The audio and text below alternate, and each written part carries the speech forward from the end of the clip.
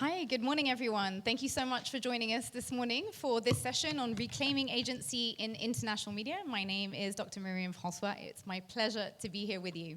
So let's just recap very briefly on the session. So global narratives have been dominated by a selected number of actors, powerful media networks, and institutions whose interpretations shape how entire regions and peoples are perceived. This imbalance continues to define international understandings of conflicts, culture, and even diplomacy. Recent coverage of Gaza revealed how global media framing local voices struggle to be heard and represented. So this session will explore how communities and states across the global south can reclaim narrative agency, redefining how their realities are represented. And for this, we have an incredible panel with us today. To my left, Young-jin, president of the Korea Times, Irene, special rapporteur on freedom of opinion and expression, UN Human Rights Office of the High Commissioner, and an independent expert. Khaled, Beydoun, associate professor of law at Arizona State University, a familiar face for many of you, no doubt here, James Bay's diplomatic editor at Al Jazeera, and Renaud, Girard, who is journalist and war correspondent for Le Figaro LCI. Thank you so much for being with us. I'm going to start with you, Irene, and ask you to paint a picture for us of the state of play. The panel is around the idea of reclaiming agency, but who currently has the agency, and why does it need to be reclaimed? Well, who has the agency? That's a very interesting question, and I'm glad you're asking it. Very often, it isn't. We just take the media for granted. And what we're talking here is about media ownership. Who owns media? Media is, in effect, a public good, but it's actually owned by private interests. And we see more and more media monopoly coming up. When you talk about the West, you think about media barons like Rupert Murdoch. And what we are now seeing is consolidation of media ownership. And another dangerous trend we see is collusion between media and the state. In liberal democracies, we like to believe that we have media diversity, but we don't, because you may have outlets, many outlets, owned by one owner, and you have a close relationship. We see that particularly now in the United States, where we see the administration and the media, either the media is under attack by the administration or beginning to build alliances with the administration. And that's a dangerous trend. I'm not saying the US is the only culprit there. I think we see that in other, look at the BBC, the gold standard for public interest media. And the scandals that are coming out there show what's happening there. Why should we reclaim it? I see what is happening in the media sector is colonization by another name, colonization of information. And it is high time that there is decolonization. But decolonization will not happen simply by transfer of ownership from the north to the south.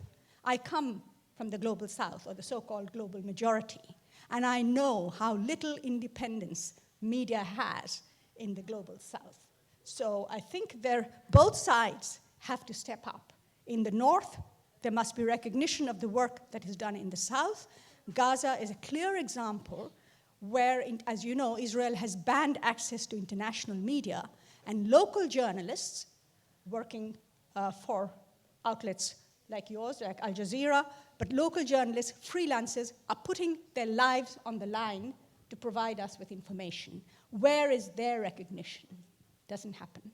So there should be that decolonization, recognition of local sources, but at the same time, the recognition of the responsibility that the governments of the global south and journalists, media outlets in the global south, have to step up to the challenge of media freedom. There is a right to media freedom. You mentioned earlier my role as a independent human rights expert. We have the right to freedom of expression. Part of that right to freedom of expression is the right to media freedom, free, independent, diverse, pluralistic media, which is in short supply. So media, for me, is a public service, but is being used more and more as a commodity. Similarly, for social media, we now see when it's being put in the context of trade, in the context of tariffs, in the context of exchanges. But media is a public good. Information, access to information is a public service. So I think we need to really change the way in which we look at media, and that's why I think this panel is an important one. Thank you so much for setting the scene for us today. Young-jin, may I ask you about this notion of reclaiming the agenda? Are we in a state of reclaiming? How did you know that, I'm going to speak about the reclaiming? Just a hunch. But yeah, hunch. And I think, let me begin by playing devil's advocate, and gently challenge the title of today's discussion, Reclaiming Agency in International Media. The word reclaiming suggests taking back something that once belonged to you.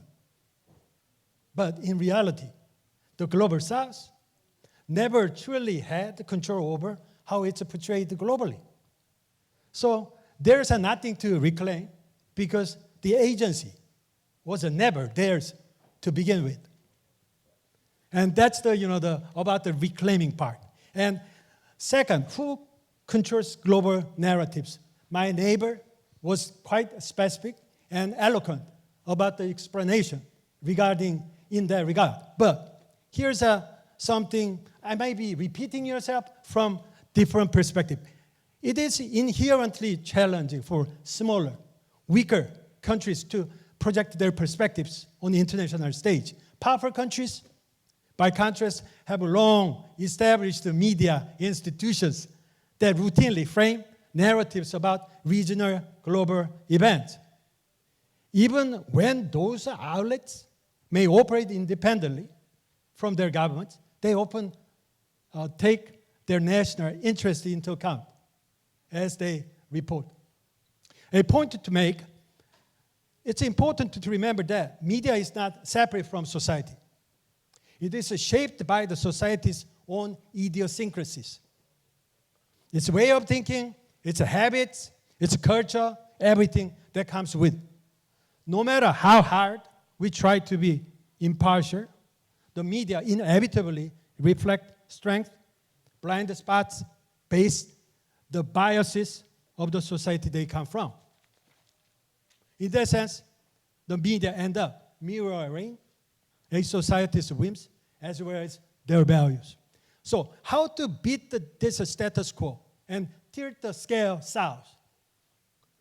Don't expect the global media narratives to change overnight. That's not coming. But there's one possible escape from this structural bottleneck, a trump card that can defy the odds.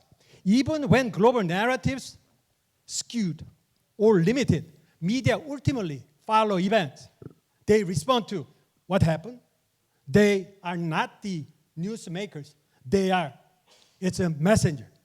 So when something truly significant occurs, it will force the global media to recalibrate their lens. To take the Middle East, for example, Qatar hosting World Cup, UAE staging Expo, Saudi Arabia launching Nuance project, collectively push the world to see the Middle East as a new emerging center of gravity. The same thing applies to my country, Korea. For years, my country was often described to be punching under its weight. Yet the global rise of K-pop upended long-held stereotypes, and it's rewriting the narrative no policy or campaign ever could. Lesson is simple. Do something bold, something breathtaking. Snatch the thunder from the media and push your own agenda. And here's two caveats. First, the Nuance project requires long separate session to discuss. I have my own views on that. Second, more importantly, as it may be easy to set a new tone with something new, so it is difficult to rattle long-held biases in global narratives about such old issues as Gaza. Thank you. Thank you so much, and I love that we got some K-pop in there. Khaled, can I come to you? We talked there a little bit about the idea of, these legacy media titans who've long dominated the space. And I think there's been some level of hope generated by the idea that social media is going to offer a different space. And I'm sure many of you follow Khaled Beydoun on social media, so you know that's a space you're very familiar with. Some would argue that the social media space has allowed, the emergence of new narratives, right, for younger audiences that allow maybe otherwise marginalized communities to, define their own narratives and reclaim some agency. What do you say to that? Do you agree with that? Yeah, I definitely echo that sentiment. First of all, assalamu alaikum, everybody. It's great to be here and in conversation with everybody. When I was young, one of the first books that I read was Covering Islam by Edward Said. Everybody knows Edward Said is. If you don't, please be sure to read Edward Said. In that book, in a foundational book he wrote before that book called Orientalism, he wrote, "I am an Oriental writing back at the Orientalists who for so long have thrived upon our silence." And as a consequence of legacy and mainstream media, having a monopoly over the dissemination of information, not only the dissemination of information, but the legitimization of information. For decades and for centuries even, social media has been not only disruptive, but transformative in elevating the voices of subaltern, marginalized voices to finally be able to chime in on what their experience has been with regard to whether it's been, colonialism, whether it's ethnic cleansing, whether it's something not as destructive as, Islamophobia around the World Cup here in Qatar, whether it's genocide in Gaza as it is unfolding right now. We've seen in real time over these last 2.5 years how indigenous Palestinians, for the very first time, have had the opportunity on a real-time, rolling basis, convey what is taking place to them on the ground. That has been essentially unprecedented before these last 2.5 years. And for the first time, I think if you were to survey people around the world before these last 2.5 years, name a Palestinian, right? And even if you ante that up and ask them, name a Palestinian that you love or that you like, they'd be unable to do so.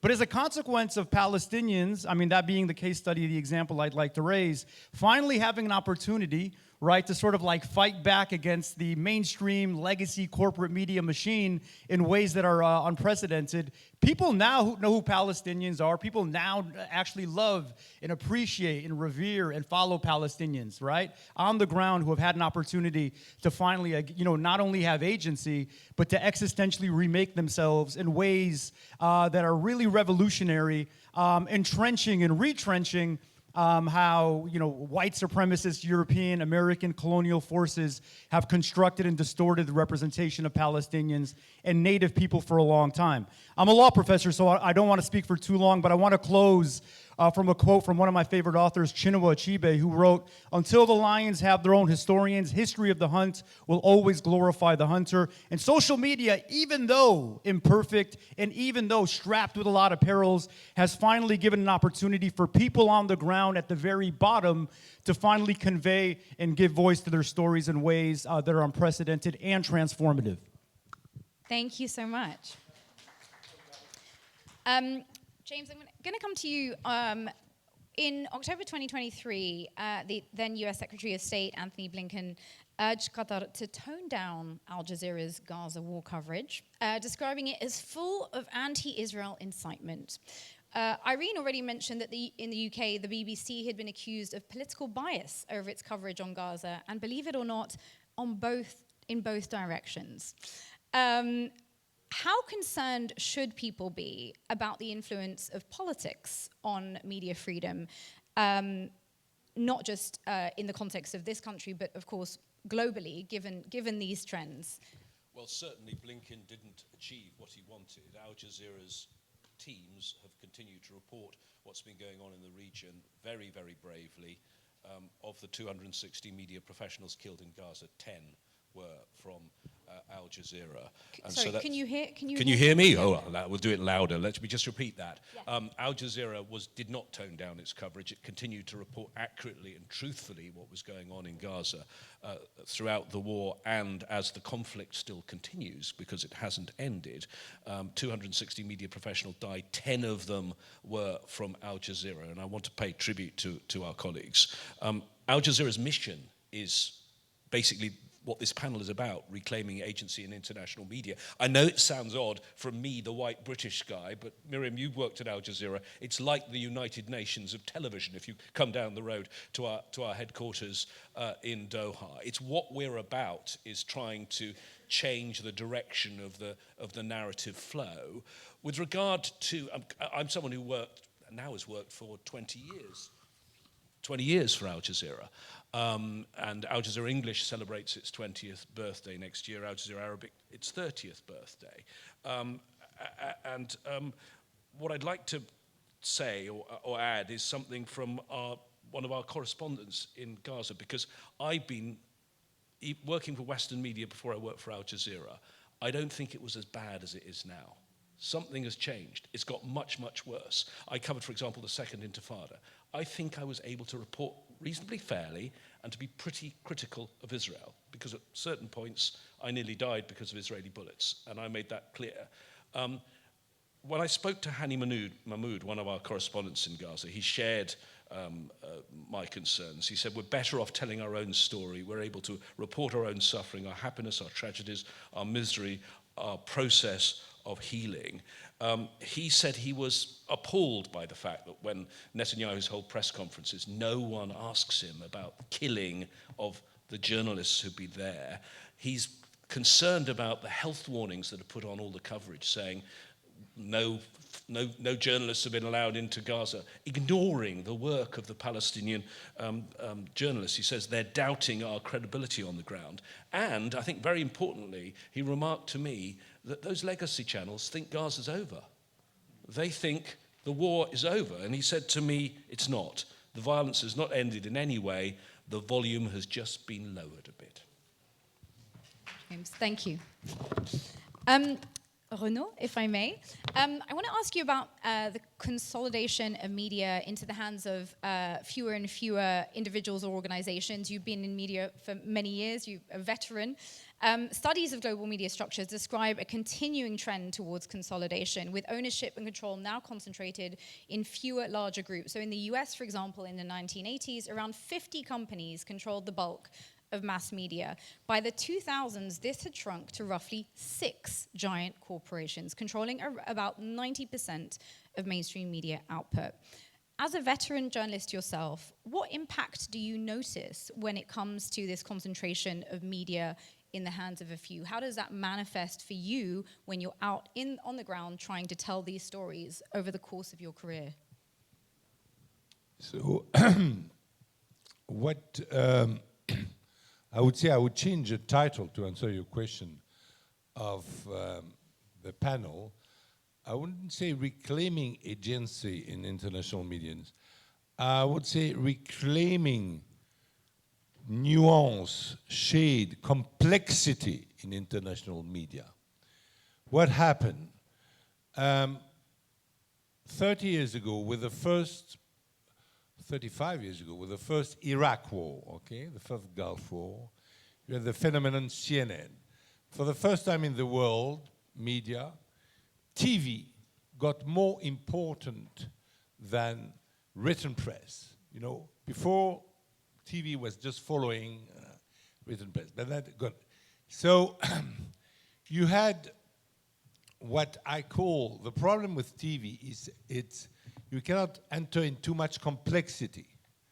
If you cover, for instance, the war in Bosnia, it's quite complicated because you have the Serbs, you have the Croats, you have the Muslims, and sometimes Muslims are allied with Croats, sometimes they fight each other, sometimes Serbs fight all of them, sometimes Serbs are neutral. So it's very complex, and especially in Bosnia it was complex. So on TV, you cannot explain that in 1.5 minutes. In a newspaper, you can, and it's what we're doing. But now TV was the main thing. So in order to get to TV, the story became, it's not the complexity, but it became good guys and bad guys. And this is something, it's what I call the Hollywoodization of journalism. Good guys and bad guys. And for Sarajevo, it was very simple. What the journalists were saying, The bad guys was the Serbs around, bombing the good guys. I was, okay, we are in Sarajevo. I'm, of course, with the good guys because I'm a journalist, I'm a saint, I'm always on the right side. And the narrative was, they are bombing innocent people and my government doesn't do anything. What a shame. And of course, it moved. It was due. But this is a Hollywoodization. So when, for instance, in Kosovo, though it was an illegal war, no nation, no United Nations, whatever, it was not said. It was the good guys fighting the bad guys, so helping the Albanians against the Serbs in Kosovo. But when, after NATO occupied Kosovo, and then crimes were committed by the Albanians angels against Serb civilians, they were silent of the media. Because how can you explain that the good guys who have been supporting so much, they're killing also? So this is totally silent. The other point that I want to make about, except reclaiming complexity, it's that you have wars that are covered. For instance, Gaza war. In the beginning of Gaza war, of course, the main Anglo-Saxon medias, they were in favor of Israel. But Israelis have a big lobby, but Arabs are not without a big lobby. You have Al Jazeera. So there was some fight of narrative between the big American networks and Al Jazeera, and then the American networks had to follow a little bit Al Jazeera because you cannot, okay, there is something happening in Gaza. There is a distraction. And more, they had to adapt. So Gaza, everybody is kind of defended in this war by different medias. But you have wars where nobody is defended. An example, Sudan. Sudan, nobody cares. Though like hundreds of thousands are killed in Sudan. Why nobody cares? Because it's too complex. It's an internal war between two military units, if you like. It kills a lot of people. And internationally, you have the Emirates was with MIT, with RSF, the Saudis were like with the government. Complicated. So it is not covered at all. And last point that I wanted to make, reclaiming agency in international media. In France, we knew it. How it happened? You know, in October 2002, Chirac went to Beirut, and he made a big speech in an international meeting, saying that the Anglo-Saxon project of invading Iraq was wrong. October 2002, he really fought hard. And then he saw that the main, because he was in his hotel, so he put CNN and all the, BBC, all the international networks, and he saw that his speech was not spoken about. No mention of his speech. And he was speaking of something very important. Invasion shouldn't happen. But that's it, silent. And it's why he decided, I don't know if it works, to create their own French international network called France 24, which is, of course, not as powerful as CNN, but which exists. And it's why also that Al Jazeera English was created. And it's also why a Chinese TV was created, and everybody wanted to create their own thing. But of course, for the French, it was important to reclaim agency because the voice of condemnation of this project of invasion of Iraq was not heard at all. That's it.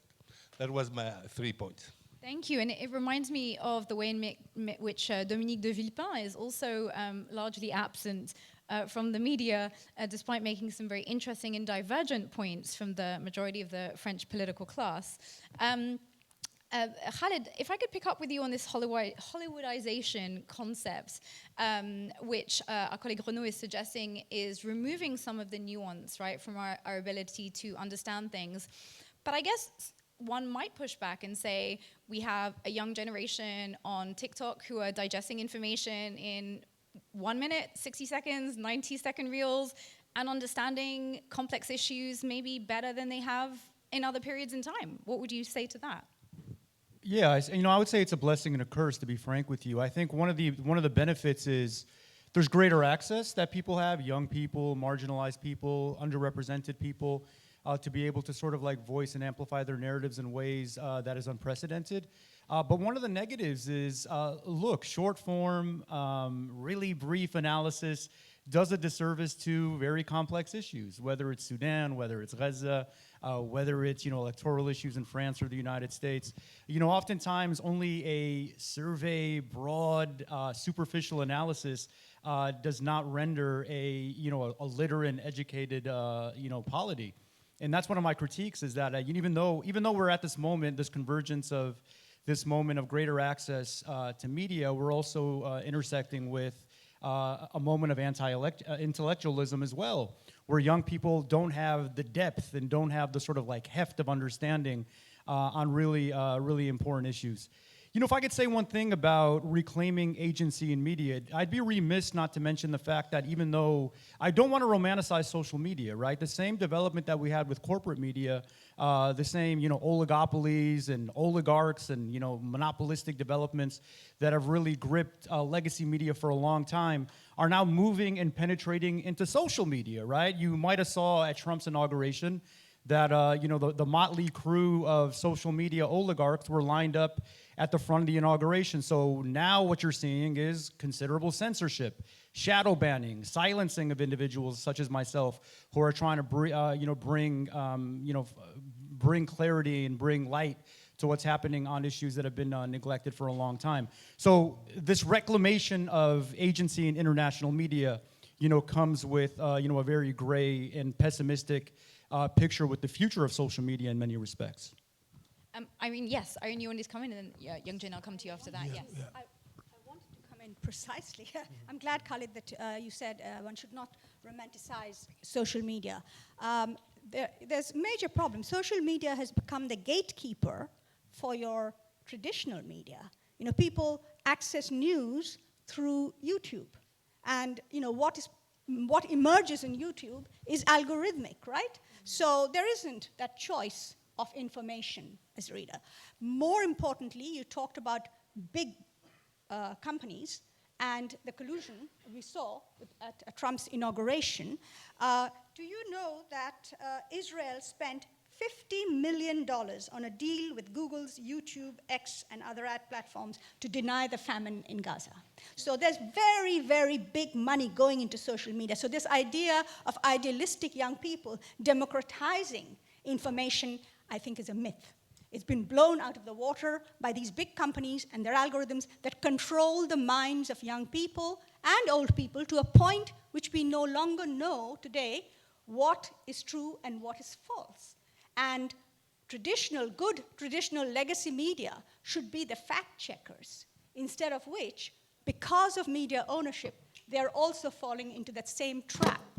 And at the end of the day, I think we kind of need to really flip this idea of what is information and how valuable it is. You would not allow a public utility to put sugar in water just so that people could drink more of it. And yet, that is what is happening on social media today. And that is actually killing any chance of claiming or reclaiming, whichever way you want to see, agency in international media. And I think we need to understand that. This is not an answer. It is actually making the situation worse. I appreciate that correction. I'll come to you in a sec, Young-jin.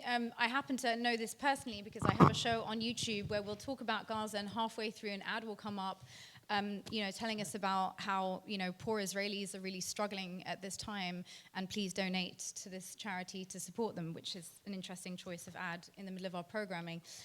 Young-jin, you wanted to come back?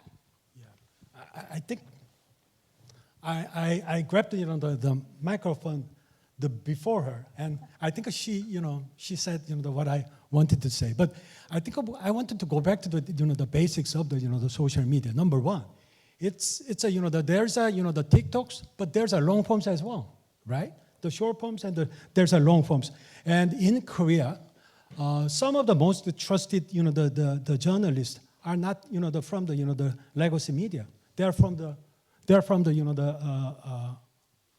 social media. They're from the YouTubes. They are running their own programs through the YouTubes. So I think it's maybe it's my fear, but maybe it's a over dramatization on my part. But I think it's the social media shouldn't be the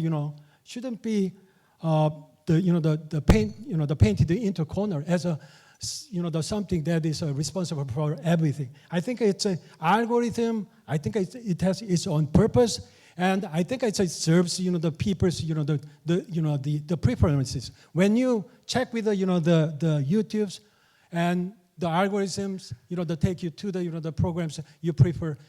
Of course, that's at the expense of the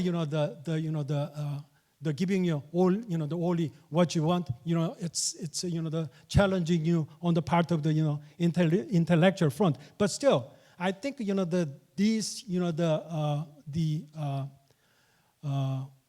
tools of civilization. I think it's a gift of the civilization. We should take it with a degree of the appreciation, I think. Thank you so much. Yes, of course, James. Yes, please. On social media and the whole media landscape, I have been doing journalism for 40 years now, and this is the most uncertain time, if you look at the media landscape at any point in my life. I don't in any way doubt Al Jazeera's commitment to journalism, which is why I still work there. But in terms of the wider media landscape, yes, social media, citizen journalism, very, very important. But professional, trained journalists, where is the funding? Where is the future? Those legacy companies are all cutting. Now, there are new media, and I think those voices are good, whether it's on the right, the Tucker Carlsons, or the Piers Morgan, or Myriam, your show, or new media has a role. But they're all people talking about the news. Where are the people reporting the news? Where are the people getting out there, finding the new information, making sure the information is accurate? And I'm talking about news reporting, I'm talking about investigative journalism, and the other funding. Where's the funding for documentaries in the future? These, I think, are the real worries for me, is all about the funding side of it. Where is the journalism of the future going to come from? Thank you for that really important point, not just on the where's it going to come from, but also who is funding it currently, because many of the people mentioned didn't just sprout up because of, people just happen to love their stuff. Please, Renaud. Yeah, I want to do a follow-up because I think that the appearance of the social media and TikTok and whatever will actually, it's not a progress, it will worsen what I call the Hollywoodization of journalism, because it's very short messages. So if you have short messages, the only thing you say is, these are the good guys, this is the bad guys, and of course I'm defending the good guys. This is. So how do you do to fight this? Of course you fight it at school, at universities, of course. You try to give the pupils and the students the sense, the need for complexity, for nuance.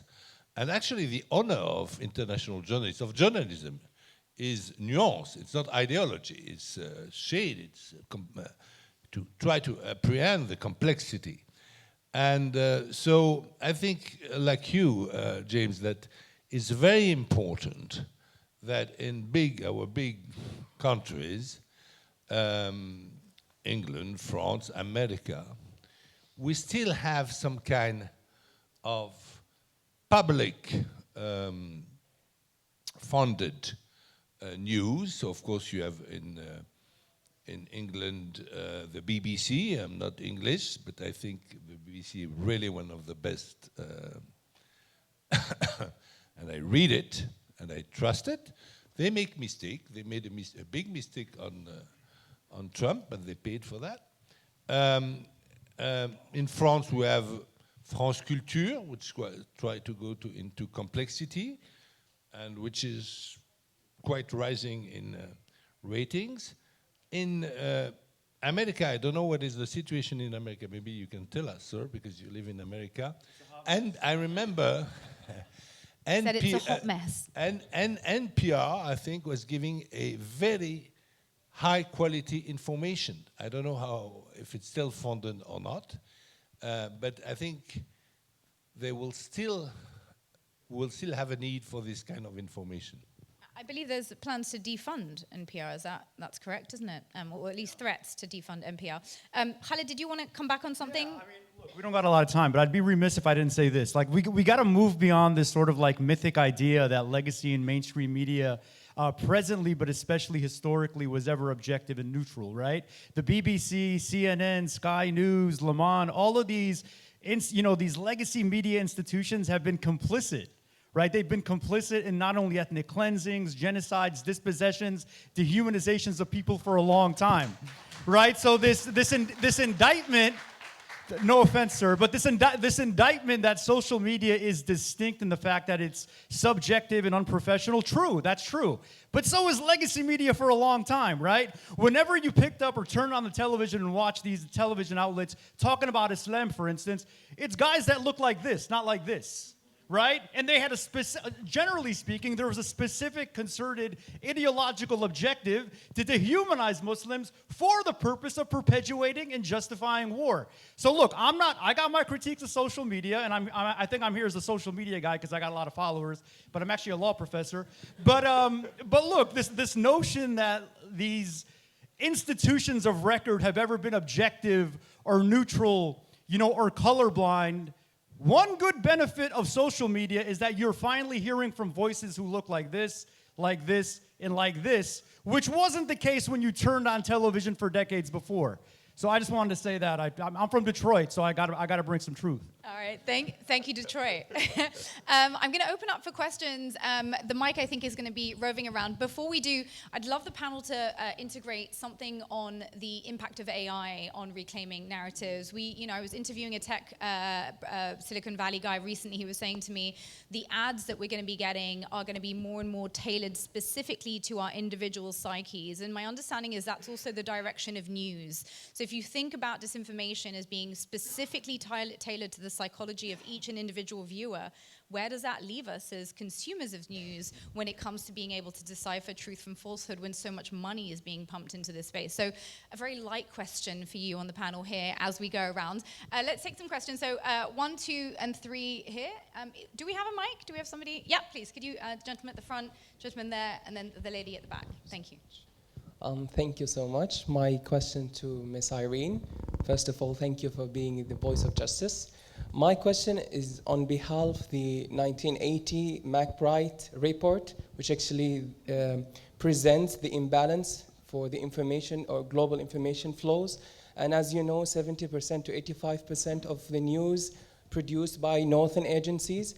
But as I know, in UN, you don't have any judicial body nor investigative committee, which actually, with enforcement power, to address the information warfare or propaganda. So we are in the country of the South, living in the destiny of voiceless people. So I need to know what kind of programs or strategies that you have in UN to solve this unfairness so that the countries of the South will believe in the principle of equality in the UN Charter. Thank you. Thank you, very important question. Thank you. Gentleman just in the row behind him. Thank you for a very interesting panel. I want to make a remark on a question about legacy media. The American legacy media in the 60s enabled the social rights movement, stopped the Vietnam War, and kicked out Nixon. Maybe the criteria is whether the media is 360%, which means it's sometimes wrong about the Arab world, but it attacks mainly its own government. And the other side, we have media outlets that say that they are their audience is misrepresented, but they always point to the other. They rarely, if it comes from Russia, if it comes from China, if it comes from what we call South countries, they always blame with reason. Others, they rarely do what CNN or the New York Times or the Washington Post did to their own government. Maybe this is how you gain legitimacy. Thank you. And the lady at the back, if you just raise your hand so they can bring the mic over. Yeah, thank you so much.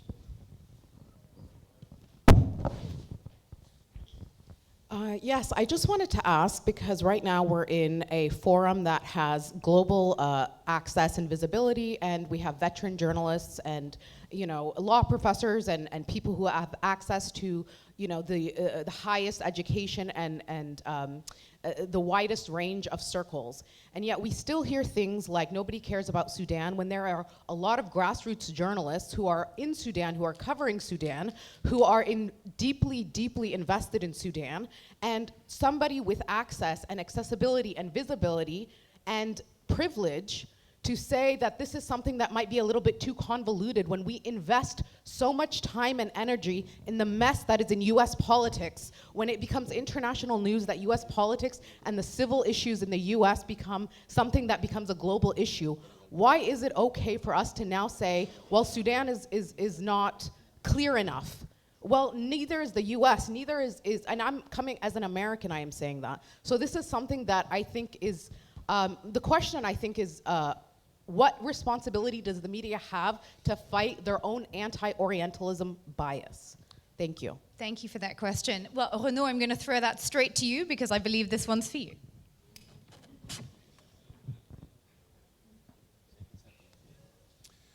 How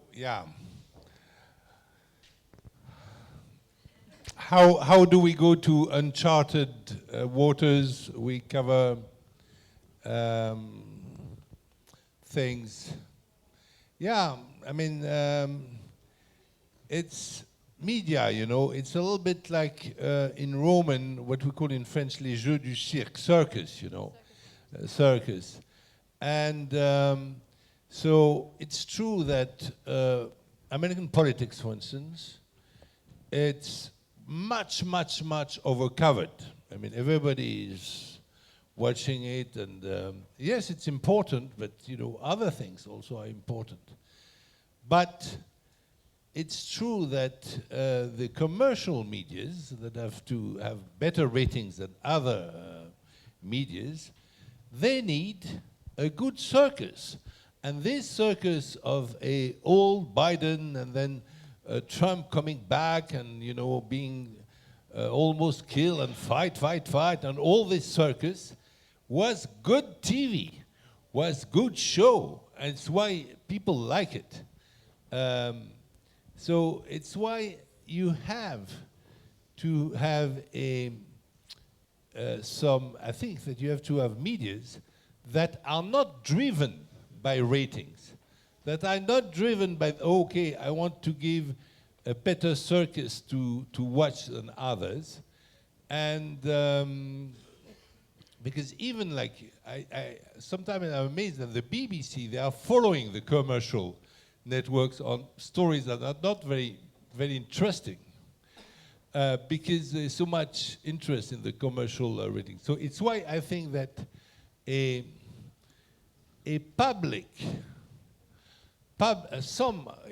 some public medias are necessary to balance that. So some kind of public media will say, okay, I'm sorry, nobody cares about Sudan, but it's important, and I'm going to go into detail and to explain. It's costly to send reporters over there to understand, but I will show maps, I will explain the story of the country, the history of the country, which is complex and so on.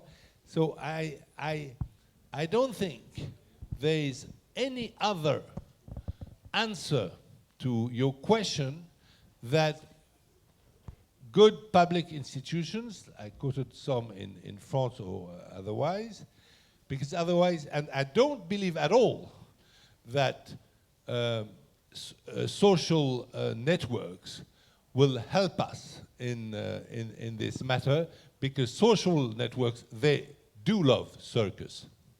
Thank you. Although I do think, thank you. I'm very interested in this question of the responsibility of the media for self-accountability on Orientalism, because we both come from a country where every Muslim is a member of the Muslim Brotherhood, apparently. And so I'm very interested in, yes, you know exactly what I'm referring to. So yeah, I take your point. Thank you, madam. I'm aware we don't have a lot of time, so I'm just going to put the rest of the questions. Irene, there was a question very much directed to you. Do you want to take that one? Well, first of all, let me clarify, I'm not an employee of the UN. I receive no remuneration for the UN for the work that I'm doing for them. I'm an independent expert. I've been appointed to also criticize the UN. So I'm not going to defend them here. What the UN, of course, cannot force governments to do things they don't want to do. We know that for sure. What the UN has done, and not the UN Secretariat, not officials of the UN, but the member states of the UN have all agreed to human rights standards, including the standard on freedom of expression and media freedom.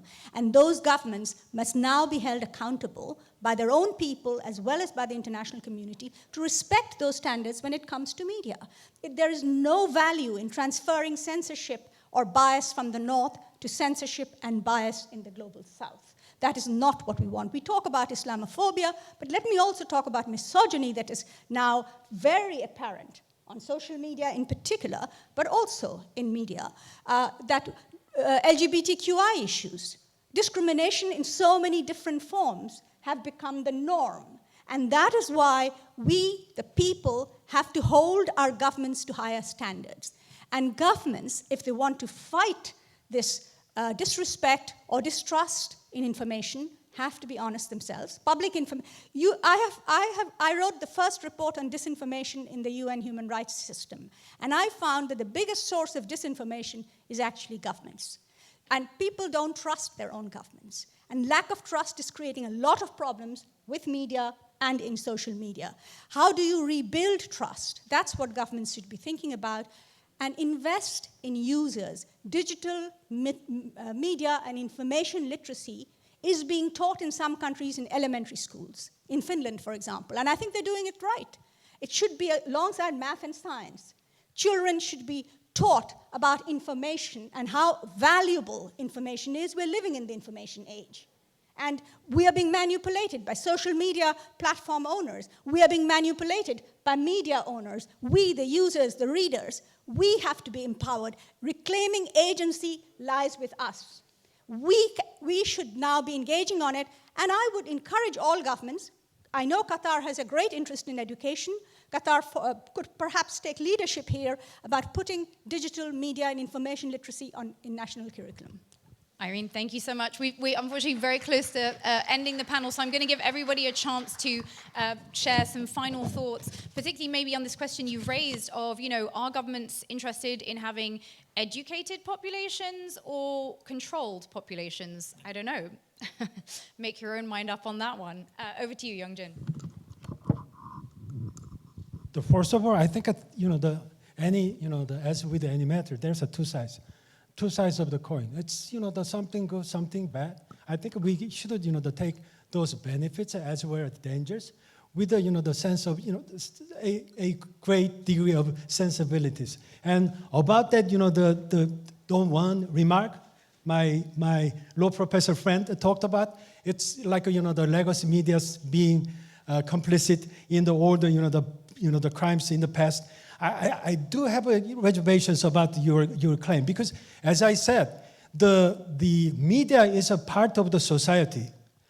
We are not the exiled into the somewhere like the Antarctica. So it's like there are bound to be some the benefits we provided as a legacy media for the society. At the same time, those benefits come with the risks and the dangers. Something that you might find the unsavory. And number two, you talked about the funding being taken away from the documentary or the media, the legacy media think the very important channels of the educating people. But I think it comes with the change of time. No longer the growing number of population don't want the legacy media, even though I've been part of the legacy media for most of my life. But It's like that. We have to, the face change of time, and we'll go with it and make the, the accommodations in the process. I think that's what we have to do. Thank you. Khaled, over to you. Yeah, so let me respond to the sister in the back. So two reasons why Sudan has been entirely overlooked by legacy media, specifically in the West. Number one, anti-black racism, right? The devaluation of black lives from the perspective of legacy media. The second reason, this complexity issue is such a scapegoat. Let me tell you what is complex. Justifying how the United States gives $8 billion a year to the United States, going through those Jedi mind tricks to convince and persuade the American people that this is good policy. That is complex. So complexity is an entire scapegoat. That gentleman who commented on the civil rights movement being facilitated by legacy media, you are entirely wrong, my friend. Let me give you two reasons why that is. Number one, it was the civil rights protest movements spearheaded by black people. Second, it was the college protest movements with regard to making the Vietnam War, condemning the Vietnam War. And finally, legacy media had the two most prominent civil rights leaders, Malcolm X and Martin Luther King, killed. So it did not have that benefit. You are misreading and distorting history. Thank you. James? You can. Hello? Yes, you can do complexity on television. You need time. You don't need a minute and a half. Al Jazeera English, we have 24 hours a day, and I've done at least 5 half-hour discussion shows on Sudan this year. Anyway, in terms of AI, you mentioned it briefly. It needs to be an entire discussion because we may be facing, I fear, an AI tsunami, and journalism needs to understand how to enhance AI, to use AI, to detect AI, but keeping the human element at the core, humans making the editorial decisions. But I do think it's a completely huge other discussion that probably next year will be right at the top of our agenda. Inshallah, I hope so. Yes. And Renaud, final word. So if I have just a conclusion to say, I would say, yes, reclaiming nuance and shade in international media, complexity, give the audiences, you cannot understand international politics if you have no idea of history. You cannot understand Palestine, Israel, if you don't have history. And history goes back to the assassination of Tsar Alexander II in 1881 and the pogroms in the Russian Empire and then Zionism and so all that. If you don't know that, and very few people know that, very few people know that the whole story starts in 1881, okay? You don't understand. And so history, and you have also to show geography and to make people understand. If you don't have that, if you don't go into complexity, you will just stay with a kind of Hollywood circus, which for my beliefs, good guys fighting bad guys, has no interest at all. Thank you. Thank you. And Irene, I'm going to give you the very last final word before we wrap up and thank everyone. My last final word would be on artificial intelligence. You know, I have the mandate for freedom of opinion and expression. We always talk about expression, not about opinion. Opinion is what is in your head and what you're not expressing. And that is where artificial intelligence is going. You know, controlling our head, our mind through algorithms. Extremely dangerous. It cannot be regulated out. It has to be discussed and made transparent. So people, through a democratic process only, you will be able to control that. So I think let's not forget, people, technology should be for people, not the other way around. Thank you for those final words. Please join me in thanking our panel. And thank you all for being here. Please remember to use the hashtag Doha Forum 25. And thank you again for being here.